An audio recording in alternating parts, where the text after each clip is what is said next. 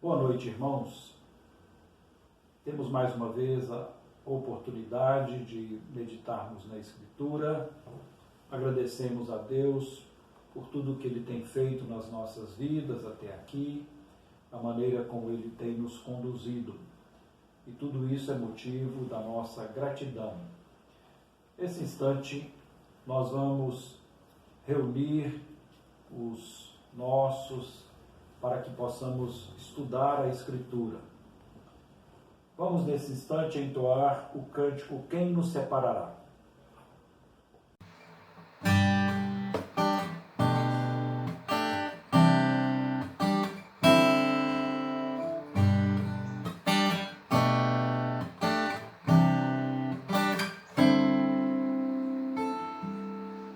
Quem nos separará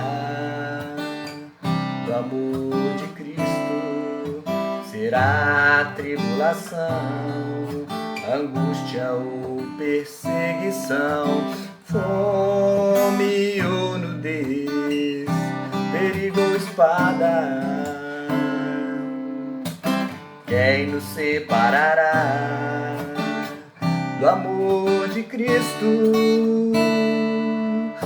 Pois eu estou bem certo de que nem morte, nem vida, nem anjos, nem principados, nem forças do presente, nem do porvir, nem poderes, nem alturas, nem profundidades, nem qualquer outra criatura poderá nos separar do amor de Deus. Está em Jesus Cristo, nosso Senhor, que está em Jesus Cristo.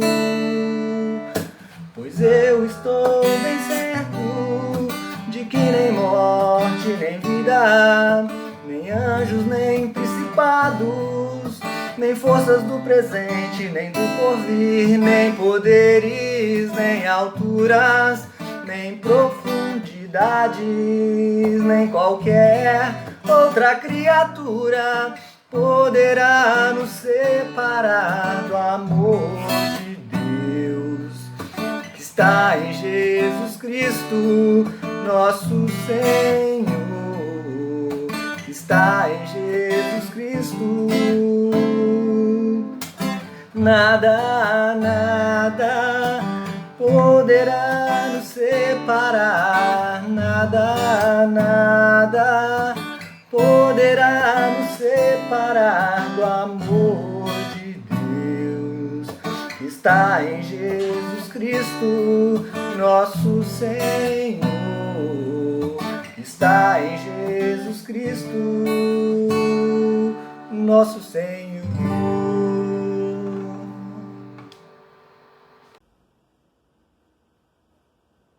Vamos orar. Pai, nós rendemos graças ao Senhor, porque mais uma vez o Senhor nos dá o privilégio de estudarmos a Tua Palavra. Agradecemos todo o cuidado do Senhor para conosco. Agradecemos porque temos este momento que o Senhor nos tem dado, embora não possamos nos reunir publicamente ainda, mas agradecemos ao Senhor tudo que o Senhor tem feito em nossas vidas, tudo que o Senhor tem realizado na vida do Teu povo.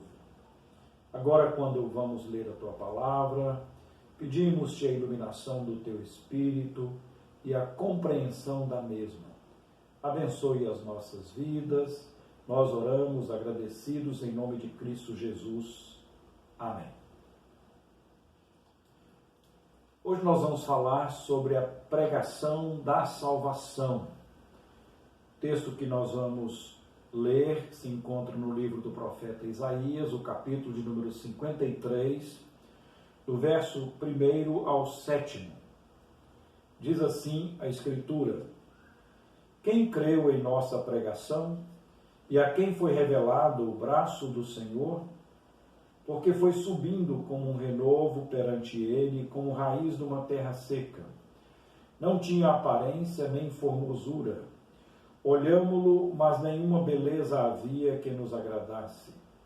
Era desprezado e o mais rejeitado entre os homens, homem de dores e que sabe o que é padecer. E como um de quem os homens escondem o rosto, era desprezado e dele não fizemos caso. Certamente ele tomou sobre si as nossas enfermidades e as nossas dores levou sobre si. E nós o reputávamos por aflito, ferido de Deus e oprimido. Mas ele foi traspassado pelas nossas transgressões e moído pelas nossas iniquidades. O castigo que nos traz a paz estava sobre ele, e pelas suas pisaduras fomos sarados. Todos nós andávamos desgarrados como ovelhas, cada um se desviava pelo caminho, mas o Senhor fez cair sobre ele a iniquidade de nós todos. Ele foi oprimido e humilhado, mas não abriu a sua boca. Como cordeiro foi levado ao matadouro, e como ovelha muda perante os seus tosqueadores, ele não abriu a boca. O apóstolo Paulo, quando escreve a sua carta aos Coríntios, ele dá orientações à igreja concernentes à prática da Santa Ceia. E nesta ocasião, ele diz que todas as vezes que comerdes este pão e beberdes este cálice, anunciais a morte do Senhor até que ele venha. Então a Santa Ceia, quando celebrada, é um momento em que nós estamos proclamando a obra de Cristo, nós estamos lembrando o sacrifício de Cristo em nosso favor para o perdão dos nossos pecados. Quando nós estamos participando, portanto, nós estamos anunciando a salvação. E isto é um fato extremamente importante, porque a boa nova do Evangelho é a boa nova de salvação. O homem, com a queda no Éden, ele ficou num estado em que está completamente morto. Ele está afastado de Deus, é inimigo de Deus. Ele não tem nenhuma disposição para buscar a Deus. Então, quando nós anunciamos a salvação, nós estamos proclamando que através da obra de Cristo nós podemos ser resgatados da condição na qual nos encontramos. Portanto, a pregação do Evangelho, ela é algo que a igreja está incumbida de fazer, o Senhor Jesus incumbiu os seus discípulos de fazer, porque este é o remédio para todos os homens. Nesses dias de pandemia, os homens têm procurado uma vacina para que possa combater a Covid-19, para que possa combater este vírus. E a vacina, ela é exatamente um instrumento que ilustra muito bem esta questão. Enquanto os homens não encontram um medicamento ou uma vacina, muitas pessoas acabam morrendo, perecendo por causa disto. Assim é o Evangelho. O Evangelho é a boa nova de salvação. A boa nova que Deus providenciou através de Cristo. É o remédio que todos os homens precisam. É, na verdade, aquilo que, desde a queda, o estado em que o homem se encontra é o único remédio que é capaz de trazer vida ao homem. Nesse texto que nós lemos, o profeta Isaías, cerca de 700 anos antes da vinda do Senhor Jesus, profetizou a sua morte. E aqui nesse texto ele procura falar exatamente sobre isto. E nós precisamos entender que a obra de Cristo na cruz do Calvário é a boa nova do Evangelho. A obra de Cristo no Calvário foi aquilo que o Senhor providenciou para que nós pudéssemos ter os nossos pecados perdoados, para que assim nós pudéssemos ter vida com Deus e vivermos em comunhão com Ele. Assim, o profeta, nesses versos que nós lemos, ele procura descrever essa questão da salvação. Ele começa no verso 53, no verso 1, perguntando, no capítulo 53, quem creu em nossa pregação? Então ele faz exatamente a pergunta acerca da salvação e a quem foi revelado o braço do Senhor. A salvação, portanto, é uma obra graciosa de Deus no coração do homem. Se você reconhece o quanto você precisa de Deus, então você deve buscá-lo, porque Ele, com a sua misericórdia, vai conceder-lhe a bênção da salvação. E nesse texto, portanto, nós podemos observar algumas coisas, alguns aspectos importantes no que diz respeito à pregação da salvação. A primeira coisa com a qual nós nos deparamos é a pessoa de Cristo. Ele procura descrever isso no verso de número 3. Era desprezado e o mais rejeitado entre os homens, homem de dores e que sabe o que é padecer. E como um de quem os homens escondem o rosto, era desprezado e dele não fizemos caso. Então ele começa descrevendo a pessoa de Cristo. E ele diz que ele era homem de dores e ele foi subindo como renovo. A ideia apresentada aqui pelo profeta de subir como renovo é a ideia de um broto que está surgindo. A comparação da vida de Cristo é exatamente com esse renovo, isto é, um pequeno broto de uma planta insignificante, cuja raiz está numa terra seca. A pergunta é, será que esta planta vai vingar? Será que isso vai produzir, vai crescer e produzir fruto? Ele está descrevendo, portanto, a vida humilde de Jesus. Ele nasceu não num palácio, ele nasceu numa estrebaria, ele nasceu numa manjedoura, ele não possuiu riquezas, ele viveu a sua vida sem ter propriedades. Ele humildemente demonstrou através da sua vida a graça de Deus no meio dos homens.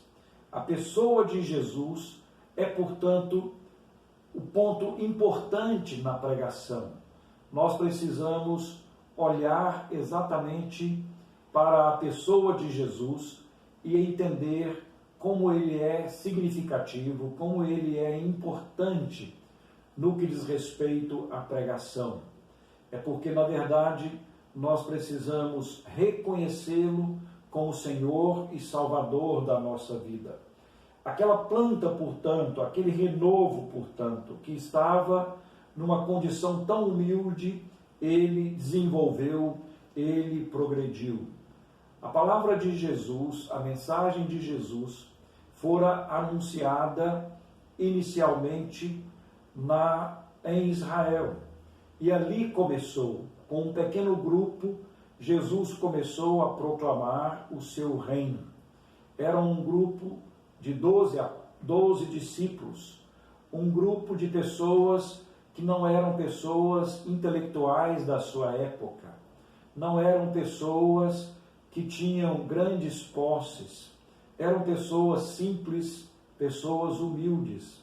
A proclamação do Evangelho, portanto, é uma proclamação que começa assim, mas esse renovo, esse broto, ele progrediu de tal maneira que alcançou o mundo. Quando nós olhamos, portanto, para a pessoa de Jesus, então nós vamos compreender a importância do Evangelho. A importância do Evangelho está na pessoa de Cristo. Ele é aquele que veio da parte de Deus. É por isso que o apóstolo João declara que vimos a sua glória, glória como do unigênito do Pai. Jesus, portanto, é Deus encarnado. Jesus, portanto, é a revelação do Pai. Jesus, portanto, é Deus, ele é o Filho de Deus. Portanto, nós devemos olhar para a pessoa de Jesus, porque ela é extremamente importante. Algumas pessoas têm lançado dúvida acerca da pessoa de Cristo. Muitas vezes há aqueles que têm questionado a sua historicidade. Mas o fato é que ele veio a este mundo, se encarnou, tornou-se homem e viveu, portanto, nesta terra. Lucas, no seu evangelho, e Lucas era médico, ele procura mostrar a figura histórica de Jesus e mostrar que Jesus veio a este mundo, esteve entre nós. E ele diz que ele escreveu o seu evangelho baseado em informações de pessoas que foram testemunhas oculares dos fatos que se deram entre nós. Portanto, a primeira coisa que nós precisamos compreender da salvação é o Redentor, é a pessoa do Redentor. Jesus é o nosso Redentor. Ele é Deus encarnado. É por isso que a sua obra, a obra que ele realiza, ela é plenamente aceita por Deus. Porque quando ele assume o nosso lugar, ele oferece a Deus uma oferta que é perfeita, um sacrifício perfeito. Portanto, a primeira coisa na pregação que você precisa entender é a pessoa de Jesus. Jesus é aquele que veio da parte de Deus, é aquele que é Deus. Portanto, nós devemos recebê-lo e crer nele como nosso Senhor, como Senhor das nossas vidas. A segunda coisa mencionada neste texto é a questão do sofrimento de Jesus.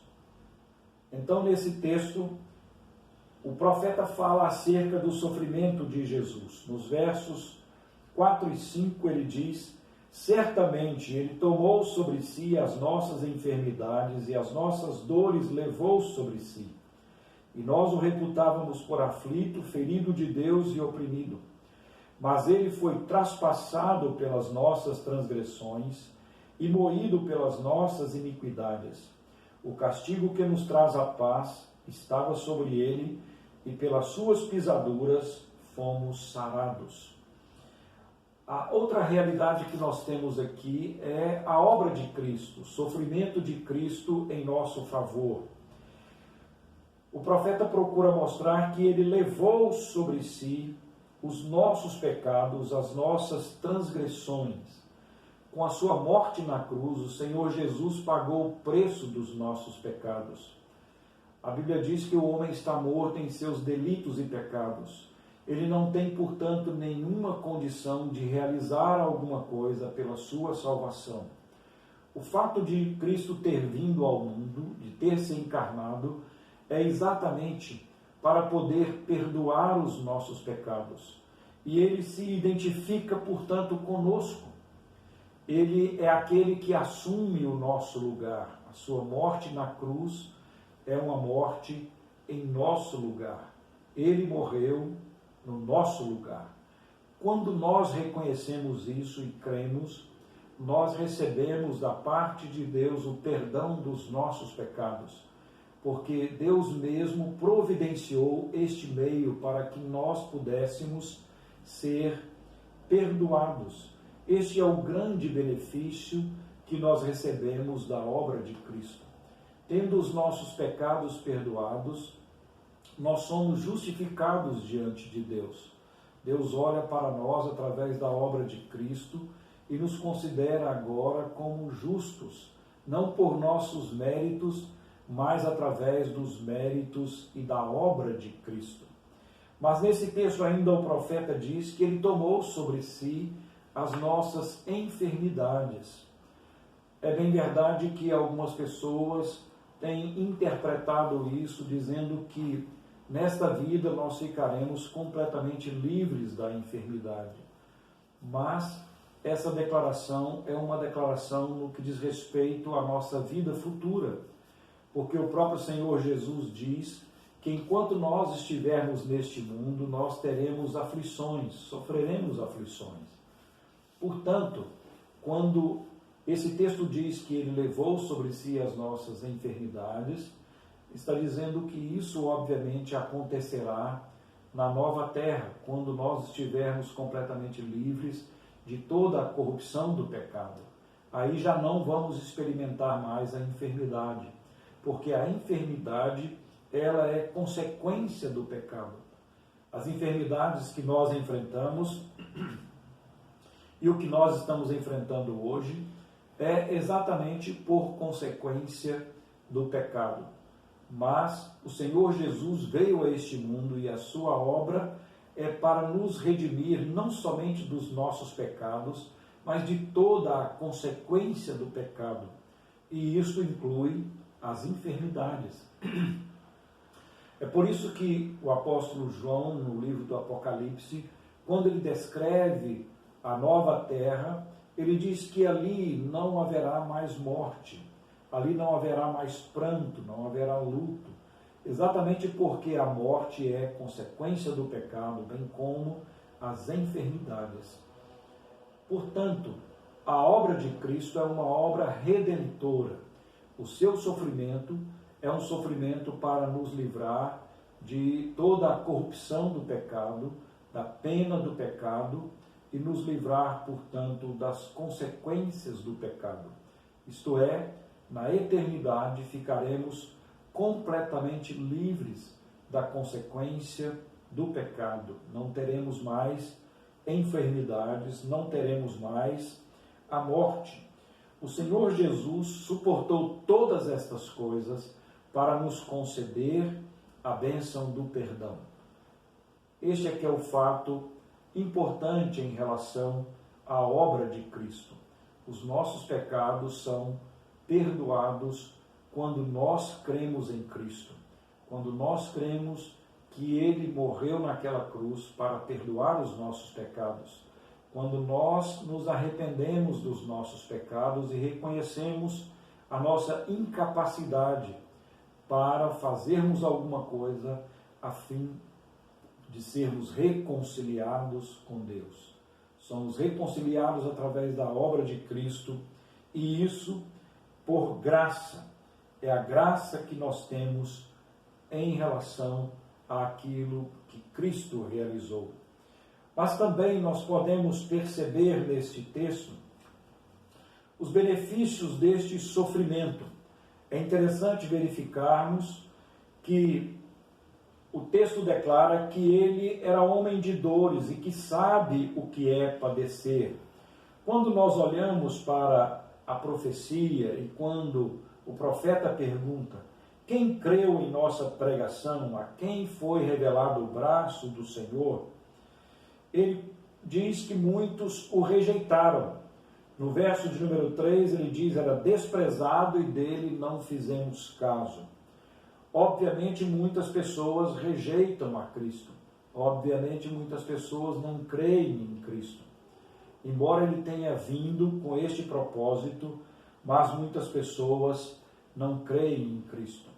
E aqui nós podemos perceber que Jesus, vivendo, portanto, desta maneira, homem de dores que experimentou o sofrimento, ele pode nos socorrer no nosso sofrimento. Por isso que o escritor aos Hebreus diz que Jesus é o nosso sumo sacerdote perfeito. E nós podemos recorrer a ele, porque ele sabe o que é padecer. Ele experimentou na sua própria vida a experiência nossa de todo o sofrimento. Então o Senhor Jesus pode nos socorrer, ele pode nos amparar em cada momento. Nesse período de pandemia, aqueles que creem em Cristo têm nele, portanto, um forte alento, um grande apoio, porque o Senhor Jesus experimentou as nossas dores. E o castigo que estava sobre ele nos trouxe também a paz. A realidade da paz que Cristo dá é uma paz com Deus, uma paz com o nosso próximo e também uma paz conosco mesmos. Nós estamos em constante conflito e quando nós olhamos para a obra de Cristo e recebemos a Cristo como Senhor e Salvador da nossa vida, nós resolvemos estes conflitos que muitas vezes nós temos. Quantos problemas muitas vezes nós enfrentamos. Martinho Lutero, por exemplo, ansiava muito por esta paz. E ele fazia sacrifícios de todas as maneiras. Ele fazia longos jejuns, ele subia as escadarias do mosteiro de joelhos, ele fazia autoflagelação, tudo isso em busca desta paz, até que ele compreendeu que através da obra de Cristo nós temos esta paz, nós recebemos esta paz. Mas não somente isso, nós temos paz com Deus, somos reconciliados com Deus através da obra de Cristo. E esta é a única maneira de sermos reconciliados, de sermos alcançados. Por isso declara o apóstolo Paulo: justificados, pois, mediante a fé, temos paz com Deus por meio de nosso Senhor Jesus Cristo. Pode ser que talvez você tenha buscado a paz das mais diversas maneiras, mas é somente através de Cristo que nós encontramos esta paz. Quando nós reconhecemos a nossa condição de pecadores e olhamos para a obra de Cristo, e olhamos para aquilo que Deus nos oferece através de Cristo, quando nós nos arrependemos e cremos nele, então nós experimentamos esta paz, esta realidade no nosso coração. Concluindo, o profeta começa perguntando quem creu em nossa pregação. Então a pergunta é: você já creu nesta pregação? Você já creu no Evangelho? Você já recebeu a Cristo como Senhor e Salvador?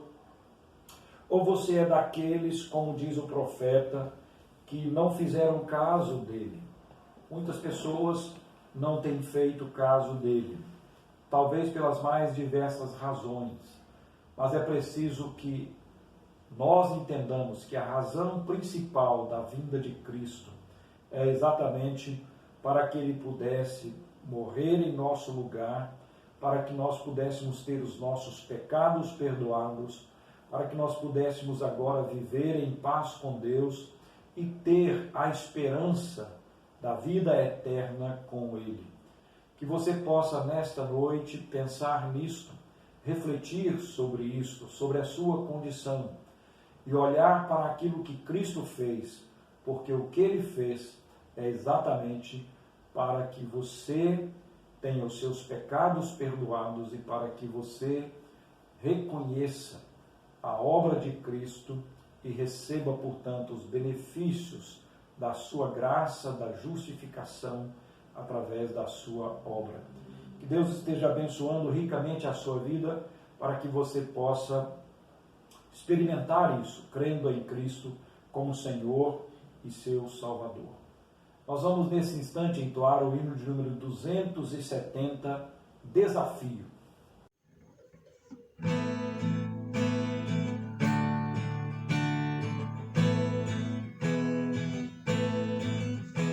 Morri na cruz por ti e foi para te livrar.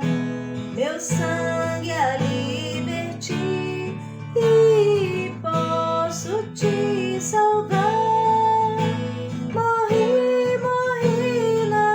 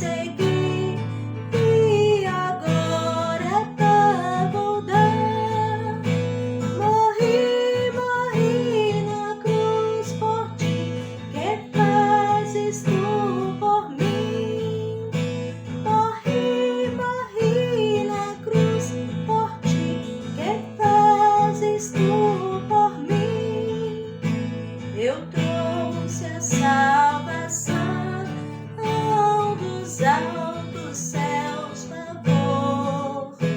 É livre o meu perdão, não é grande o meu amor.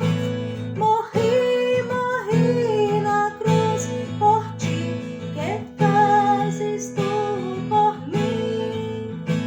Morri, morri na cruz por ti, que fazes tu por mim.